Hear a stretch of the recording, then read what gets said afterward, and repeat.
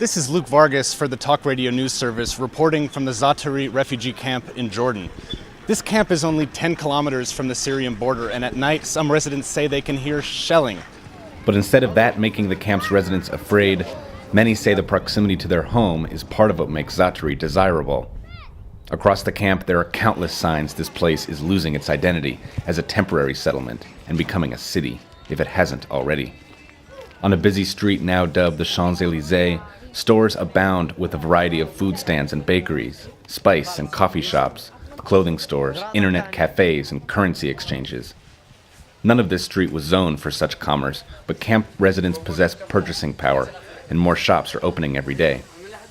Humanitarian policy is also changing and taking on a more permanent quality.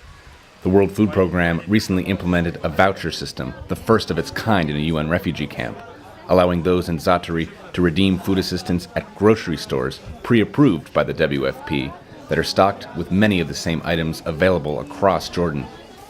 In these shops, you can now witness the seasonal changes in consumer habits.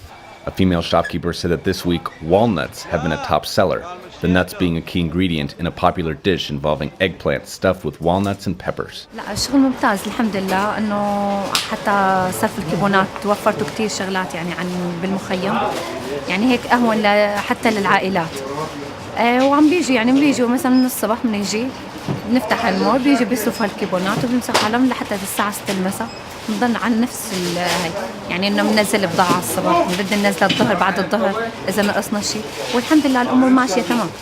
Across the camp, accommodations are also becoming more permanent. Each day, more and more of the tents first provided to new arrivals are being replaced by metal sheds, known here as caravans. Many are provided by donor nations like Saudi Arabia, Oman, or Korea, but there's also a secondary market within the camp, and residents can buy caravans from other families for around 300 dinar, or $425. That slow transition from temporary to permanent shelter won't be happening at the Al-Azraq camp, located much further out in the Jordanian desert. Here, the United Nations and the Jordanian government will be placing resettled Syrians straight into these hardy shelters, designed using lessons learned at Za'atari. 3 months ago, there was nothing here. Za'atari was built in only 10 days, and with the added time dedicated to planning and building at Al-Azraq, this camp is already being touted as a major engineering success. A number of tent designs were brought out to this harsh desert environment for environmental tests, but none could withstand the constant winds or the afternoon dust devils. So designs for permanent shelters were immediately solicited. The winning design offers greater privacy, natural light, and ventilation than the Za'atari caravans. The camp manager at Al-Azraq says that compared with the continuous sprawl of Za'atari, the arrangement of the housing units here represents a step up in the living standards for future residents.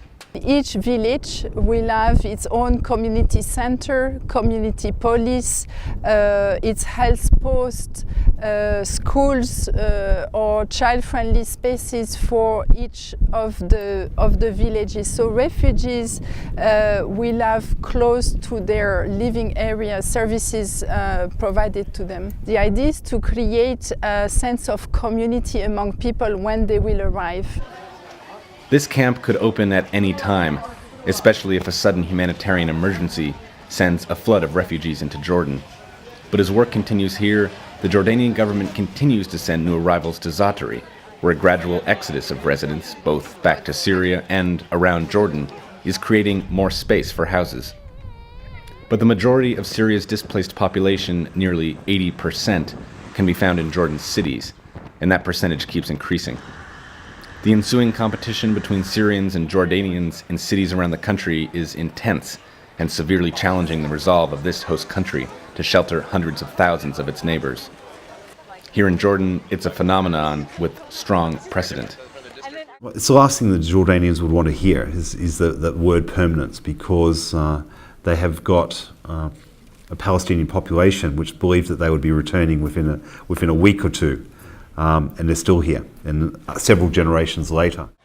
More than 1,000 Syrians come here each day to the UN Refugee Agency's registration center in the capital to sign up for services or renew their registration with the UN. They provide the UN with current contact and residence information, and in turn receive word about the assistance packages available to them. Hundreds of thousands of Syrians have moved to Jordan's cities, like the capital Amman, but they are the invisible refugees of this crisis. Many frequently change accommodations or move throughout the country, and it's difficult to know how many live in any one place at any one time. In this university neighborhood, a couple and their 4 children have taken up residence in this building, surrounded by students from all over the Arab world. Suleiman Atal Al-Fas was a grocer and a price control monitor for the Syrian government in Deraa, but he lost his livelihood when his store was sacked by the police and he was held up at gunpoint. He says he originally lived in Za'atari camp, but his wife's knee injury was aggravated by the loose gravel of the camp. Here, it's a slight improvement, but he can't afford the 6,000 dinar it would take to provide her with surgery. Suleiman also misses the constant contact with fellow Syrians that he felt at Za'atari. ما في بسط، ما في راحة، ما في يعني عقلك ما هو واعي. يعني أنا بروح مرات عصويلع، عرفت علي، بروح الطريق هذا عصويلع، بدي أرجع بضيع، ليش؟ بالعقل ما هو العقل بالبيت، بالبلاد، عند أولادك، عند أهلك، شو يعني لا حول ولا قوة، شو بنسأل. Talking to Mr. Al-Fas in his home and hearing about the other Syrians living nearby, it's easy to feel you're experiencing the Syrian refugee crisis firsthand. But walking back onto the street, it seems to disappear. Yet in cities like Amman, you are never far. More Syrians continue to arrive here every day, and the UN predicts those numbers will continue to rise next year.